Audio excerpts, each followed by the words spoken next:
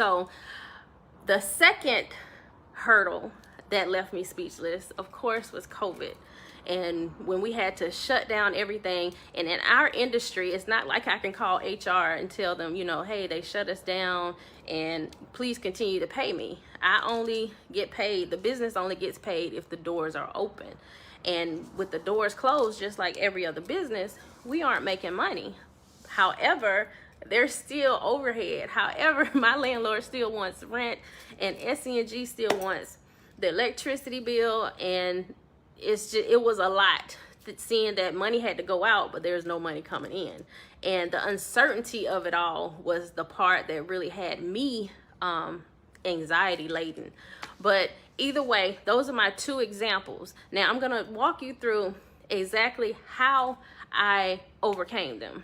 And at the time, and during any time that I have hurdles or have a bump in the road or something, a wall that I hit, I find myself going through these same steps, even though it's not like conscious where I say, okay, Jessica, here's step number 1, you need to do this, here's step number 2.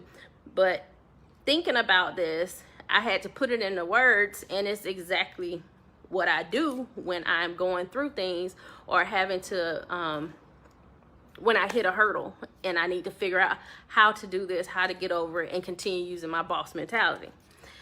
The first thing I do is I take a moment, and in some cases, maybe even 2, to just be quiet, to sit back and really look at the situation that I'm faced with, and to seek wisdom, not counsel, but wisdom.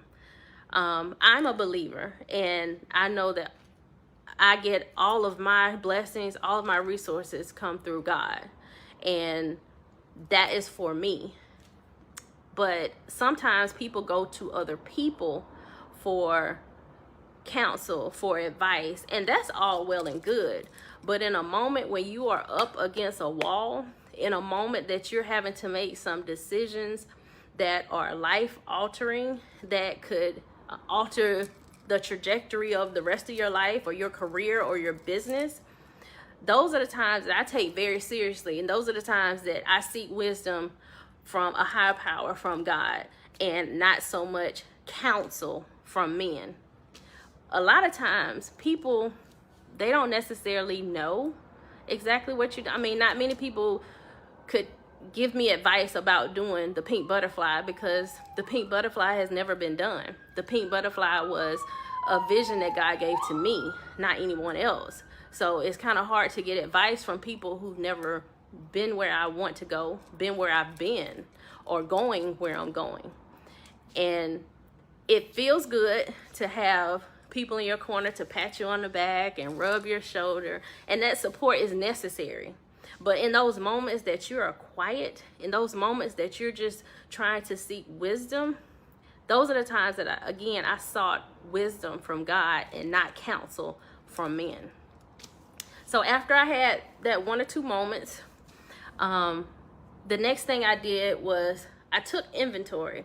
And I truly did this with COVID because I had to, because with business, we had to make a pivot to figure things out, how to keep it moving, even in the midst of everything going on. So I had to literally sit down and take inventory of all of the things that I have available, all of the resources, the people, the skills, the abilities that God has given me.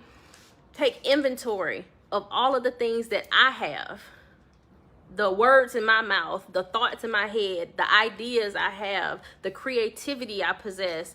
Take inventory of all of that and sit down and look at all the things that I've been blessed with, all the things that God has already given me, because in both of those situations, God had already given me the answer. He had already shown me the next step. I just wasn't paying attention until I sat down and looked at it. It's like, oh, wow, I do have this, or yeah, I do have this resource that I don't take advantage of, or I do have, products that I don't really market and make known to the public. It's crazy, and I use products, shameless plug, but I have had products, literally, I designed my first products in cosmetology school in 2005. but I've never like marketed it publicly. I've never just put it out there. It was just something I had around, and it was here, and sometimes I would, you know, get a big inventory, sell through it, and then, you know, re-up. But it was never anything that I told people about. It was never anything that I was excited to share with the world. And part of it was, if I'm honest, is I didn't know how people would receive it. You know, the products, just like the business, but it was like a baby. You think your baby is like the cutest thing in the world, most beautiful thing in the world, but you don't really expect anybody else to. And if they do, you know, they're like, oh my God, he or she is so pretty, so smart. You're like, yeah, I thought so too. But it's one of those things, you're very protective of your baby. And a lot of people, like myself, you do care about the opinions of others, and you want to protect your baby and protect what you have. And I just never really, in another part of it, I just didn't have time because I was running in 15 different directions, not with a clear focus. But we can talk about that another time. But again, I took inventory of all the things that I had. And one of it was I had products. You know, I had the conditioner, moisture conditioner, shampoo, the polish, which everyone loves. When I ran out of it probably for like maybe a couple of months. And when I got it back, I didn't even make an announcement that I restocked it, but I would spray it and people would stop. Oh my God. It has a very distinct smell, and it's super lightweight. It's a great product. But anyway, and of course, my flagship Boss Oil, which is like literally, some people like live by it. It's a great product, and not because I created it, but it really is a great product. But anyway, like I was saying, taking inventory of all of the things that God has given you, the gifts that he's given you, and it may not even be something as elaborate as a product line. It may be just a skill or a gift that you have. You have the ability to write music, or you have the ability to sing really nicely, or if you're in the industry, you do really good braids or really good weaves, and you really don't put yourself out there the way you could, because I mean, what's in your hands, what's in your mind, what's in your heart is yours, but you have to value them. So again, I took inventory of all the things that God had already given me, and I created the vision of what I wanted to solve the problem. In the problem of the Richland Mall, I wanted to move to another salon that would not take a lot to put it together, because we had invested a whole lot of money in Richland Mall. I wanted to create a space that was comfortable, that still was professional like all the other PYNKs in the past. And as I'm writing down this vision, and I'm like, okay, this sounds really crazy, you know, but I wanted to write the vision, make it plain. And sure enough, literally, I found PYNK Salon on Rosewood, and it was already pretty much set up. It already had shampoo bowls in it. The plumbing was done. The rooms were separated. It literally like checked all the boxes that I listed on my list of my vision of what I wanted next.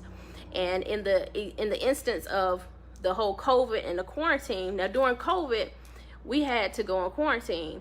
And one of the things that I did to pivot my business was I created quarantine kits. And at that time, I used products from other companies, not my products. The only thing that I put in this kit was my Boss Oil and my Shine. But I had other companies, shampoo, conditioner, leave-in conditioner, foam wrap. Like, it was a whole nother company, not mine, even though I had the ability and had, you know, what I needed to create my own. But I did not. But it was something that I had, that it was part of my inventory that I was not using, I was not tapping into. And after I did the quarantine kits, that really woke that thing up in me. And it was like, you know what, Jessica, you really need to use what you got on the wall and stop using other people's, because you had all the things you put in that quarantine kit, you have to make your own home maintenance kits. So here we go. So everything that you see on social media and the products that you see, they are not new. They have been in existence for a very long time. It's just that now I'm deciding again to be an active participant in my evolution. So again, going through that formula of how I overcame the obstacles, the two obstacles that left me speechless. One, I took a moment to kind of just be quiet and see exactly what was in store for me, and to figure out what exactly were the next steps that I wanted to take. Two, I took inventory of the things that I already had, the resources I already had, the people I already knew to do the things I wanted to do, the skills and abilities that I already possessed. I took an inventory of all those things, and then I wrote out my vision of what exactly I wanted to do with those things that I saw that I had. And then lastly, and it goes back to what I talked about last week with my decision day, I took the first step. I took the first step. Faith without works is dead. It's a lot of people saying, oh my God, I have a vision, I have a book that inside of me, or I have a business I want to start, or you know, all these things. People have ideas and things that are locked inside of them. But until you take the first step, and that's all you're required to do. You don't have to have it all figured out. You don't have to have, you know, figure out where honestly, where even the money's from, because where the money's gonna come from, because where's the vision, God will provide the provision if you are in alignment with what He wants for you. So to recap, take a moment. If you have hit a wall, if you are currently going over a hurdle, just take a moment or two. I took two. Just take a moment or two and be quiet. Seek wisdom, not counsel, wisdom. Two totally different things. Take inventory and be honest with yourself. What are the things that I do? What are the things that the advice that I give? What are the things that bring me joy? What are the activities that I would do for free for people? All those things are little, I guess, lighthouses into what the gifts and special talents that you have inside of you that God gave you. 3, define your vision. Write it down. Write it down in detail. You know, if you want to start a business, what color are the walls? What color are the floors? What does your voicemail on your phone sound like? Like, in detail, envision it. I don't know if there's The Secret. I love that book. It is a book about manifesting, and it's a book about being able to see things. And they're talking about if you want a new car, you envision yourself sitting in the car. What does the leather feel like? What does it smell like? What does the wind feel like hitting your face? And there's truth to really manifesting the things that you want. If you put it out there, it will come back to you. And I truly believe when you write down the vision, there's also an accountability to that. And it's hard because you feel like if you write it down, you can see it and you can hold yourself accountable to making sure you take the steps to make it happen. And that's the last part, taking the first step. You know, I said in the first episode last week, and people that know me, I say it all the time, you know, we all have excuses of why we are not doing what we know we're supposed to be doing or what we could be doing. We have reasons that we say why, you know, I'm too young, I'm too old, you know, I'm too fat, I'm too skinny, I'm not skilled enough.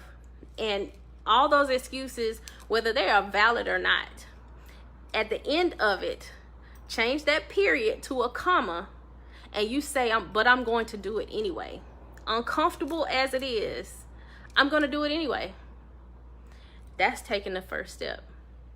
So anyway, very quickly, that's how I have overcome some hurdles that have left me speechless. And I hope that there is somebody that was touched by what I said and you found it beneficial. I appreciate you taking your time. Again, connect with me, join my email list, email me, DM me, inbox me, however, your questions. And hopefully I'll see you all next Monday, 7 o'clock, same place, right here, Evolving with Jessica.